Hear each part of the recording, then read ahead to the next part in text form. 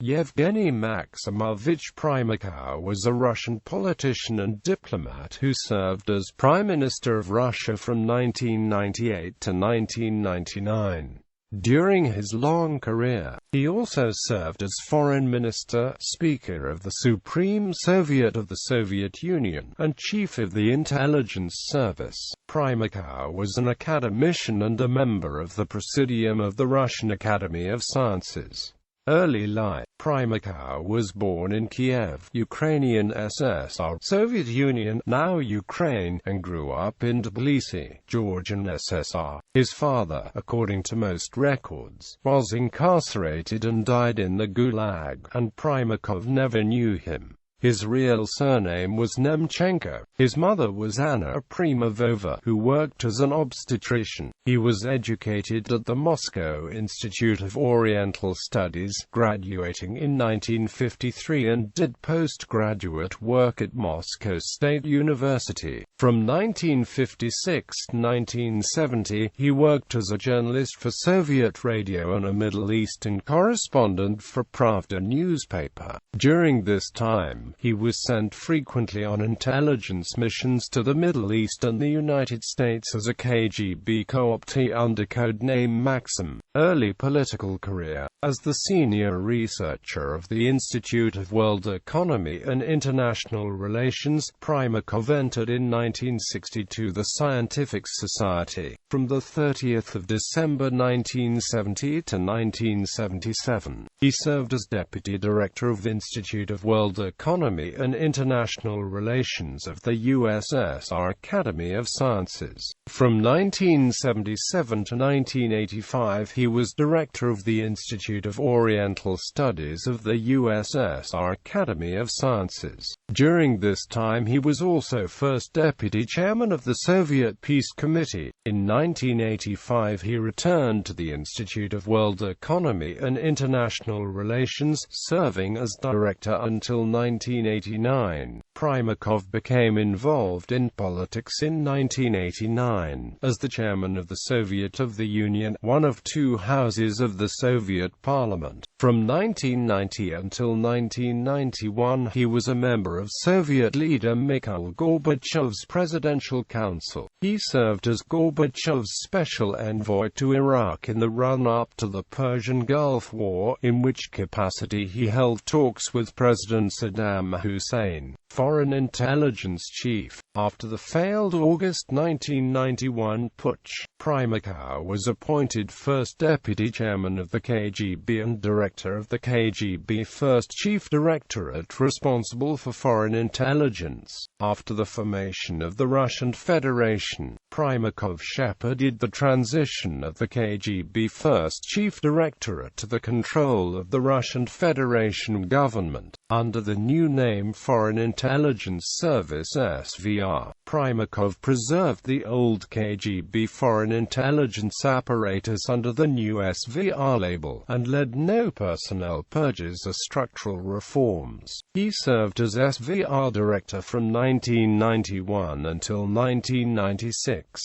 Foreign Minister. Primakov served as Minister of Foreign Affairs from January 1996 until September 1998. As Foreign Minister, he gained respect at home and abroad, the reputation as a tough but pragmatic supporter of Russia's interests and as an opponent of NATO's expansion into the former Eastern Bloc. Though on the 27th of May 1997, after 5 months of negotiation with NATO Secretary-General Javier Solana, Russia signed the Foundation Act, which is seen as marking the end of Cold War hostilities. He supported Slobodan Milosevic during the Yugoslav wars. He was also famously an advocate of multilateralism as an alternative to American global hegemony following the collapse of the USSR and the end of the Cold War. Primakov called for a Russian foreign policy based on low-cost mediation while expanding influence towards the Middle East and the former Soviet republics. Beginning in 1999, he promoted Russia, China, and India as a strategic triangle to counterbalance the United States. The move was interpreted by some observers as an agreement to fight together against color revolutions in Central Asia. Prime Minister, after Yeltsin's bid to reinstate Viktor Chernomyrdin as Russian Prime Minister was blocked by the State Duma in September 1998, the president turned to Primakov as a compromise figure whom he rightly judged would be accepted by the parliament's majority. As Prime Minister, Primakov was given credit for forcing some very difficult reforms in Russia. Most of them, such as the tax reform, became major successes. Following the 1998 harvest, which was the worst in 45 years, coupled with a plummeting ruble, one of Yevgeny's first actions as Prime Minister, in October of 1998, was to appeal to the United States and Canada for food aid, while also appealing to the European Union for economic relief. While Yevgeny's opposition to perceived U.S. unilateralism was popular among Russians, it also led to a breach with the West during the 1999 NATO bombing of Yugoslavia, and isolated Russia during subsequent developments in the former Yugoslavia. On the 24th of March 1999, Primakov was heading to Washington, D.C. for an official visit.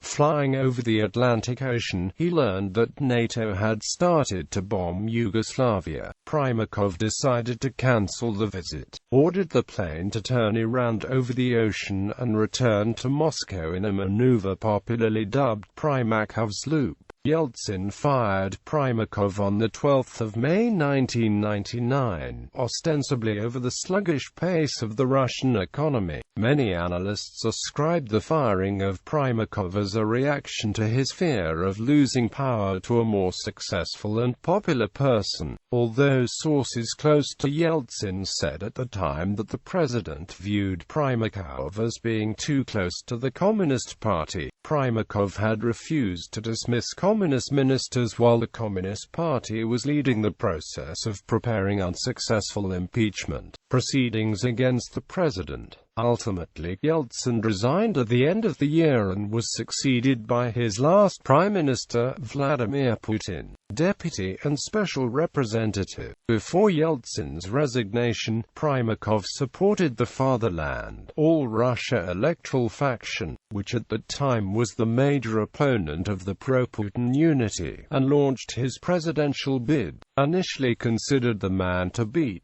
Primakov was rapidly overtaken by the factions loyal to Vladimir Putin in the Duma elections in December 1999.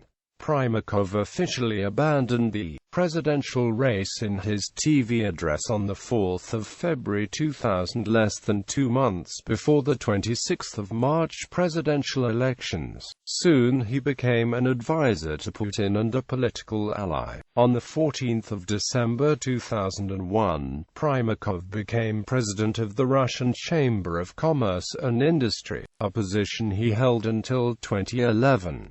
In February and March 2003, he visited Iraq and talked with Iraqi President Saddam Hussein. As a special representative of President Vladimir Putin, he brought to Baghdad a message from Putin to call for Saddam to resign voluntarily. He tried to prevent the 2003 US-led invasion of Iraq, a move which received some support from several nations opposed to the war. Primakov suggested that Saddam must hand over all Iraq's weapons of mass destruction to the United Nations, among other things. However, the Iraqi leader told Primakov he was confident that no harm would befall him personally, a belief that was later proven incorrect. Primakov later claimed Saddam's execution in 2006 was rushed, to prevent him from revealing information on Iraq-United States relations that could embarrass the U.S. government. In November 2004, Primakov testified in defense of the former Yugoslav President Slobodan Milosevic, on trial for war crimes. He had earlier led a Russian delegation that met with Milosevic during the NATO bombing of Yugoslavia in 1999. Primakov stepped down as president of the Russian Chamber of Commerce and Industry on 4 March 2011. Academic life. Since 1988, Primakov was the academician secretary of the World Economy and International Relations Division, director of the Institute of World Economy and International Relations, and a member of the Presidium of the USSR Academy of Sciences. On 26 May 2008, Primakov was elected as a member of the Presidium of the Russian Academy of Sciences. In 2009, the University of Niš, Serbia awarded Primakov an honorary doctorate. Death. Primakov died in Moscow after prolonged illness at the age of 85. He was buried with military honors at Novodevichy Cemetery.